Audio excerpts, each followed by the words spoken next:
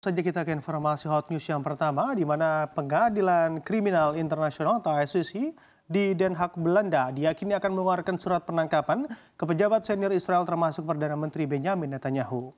Media Israel Channel 12 News melaporkan surat penangkapan akan dikeluarkan di awal pekan ini. Upaya diplomatik untuk membatalkannya pun telah gagal, di mana media penyiaran tersebut mengatakan surat perintah tersebut kemungkinan akan dikeluarkan dengan latar belakang krisis kemanusiaan di Gaza, di mana pasukan Israel IDF tengah memerangi Hamas.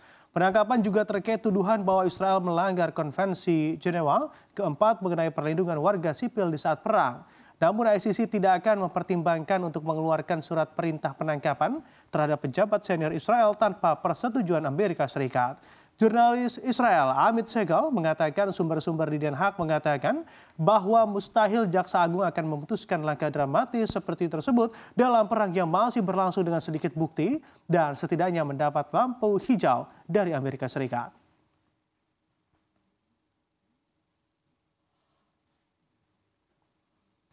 Dan kita ke informasi selanjutnya, di mana datang dari Asia Selatan dan Tenggara kini menghadapi bencana panas sangat ekstrim.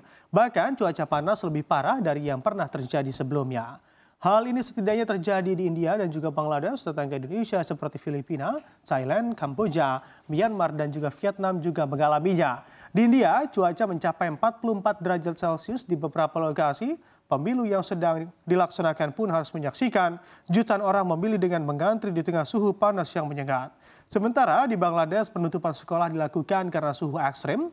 Badan Meteorologi setempat mengatakan gelombang panas akan terus berlanjut setidaknya selama 3 hari ke depan.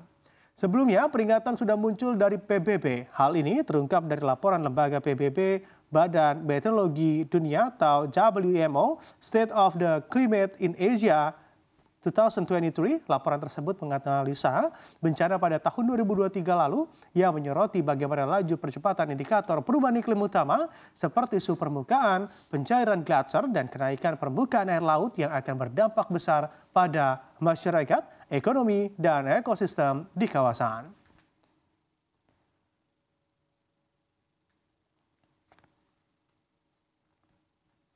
Harga emas dunia kembali mengalami penurunan pada perdagangan Senin 29 April di tengah aksi profit taking para investor setelah kenaikan tajam beberapa waktu lalu. Harga emas diproyeksi akan volatil pada pekan ini karena pasar menunggu keputusan Bank Sentral Amerika Serikat The Fed dan di pekan ini. Semua orang akan menantikan panduan kebijakan moneter The Fed di minggu ini, namun kemungkinan besar The Fed juga kini menahan diri selama musim panas dan kemungkinan besar tidak akan mengambil tindakan hingga pemilu Amerika Serikat tahun 2024 selesai.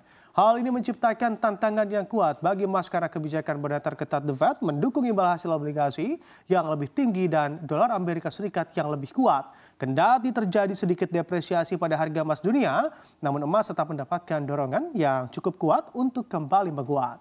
Kebijakan suku bunga Amerika Serikat dalam 2 tahun terakhir menjadi sentimen yang sangat kuat bagi pergerakan emas. Jika The Fed belum mengindikasikan pemangkasan, maka harga emas diperkirakan akan melandai.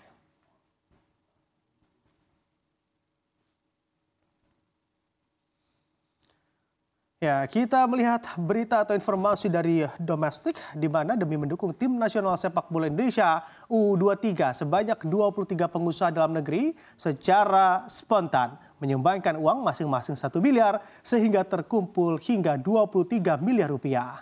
Penggalangan dana ini dilakukan secara spontan dalam acara syukuran dan juga halal bihalal Kadin Indonesia Komite Tiongkok di Hotel Langham Jakarta pada Minggu 28 April malam. Erick Thohir selaku Ketua Umum PSSI yang hadir dalam acara tersebut mengungkapkan rasa terima kasihnya. Timnas U23 sendiri akan bertemu dengan Uzbekistan pada semifinal hari Senin 29 April. Pertandingan ini akan diselenggarakan di Abdullah bin Khalifa Stadium, Doha, Qatar, pukul 21 waktu Indonesia Barat. Di antara tim-tim semifinalis, Timnas Indonesia U23 menjadi satu-satunya yang belum pernah menjuarai ajang ini. Timnas juga merupakan satu-satunya perwakilan ASEAN di babak semifinal ini.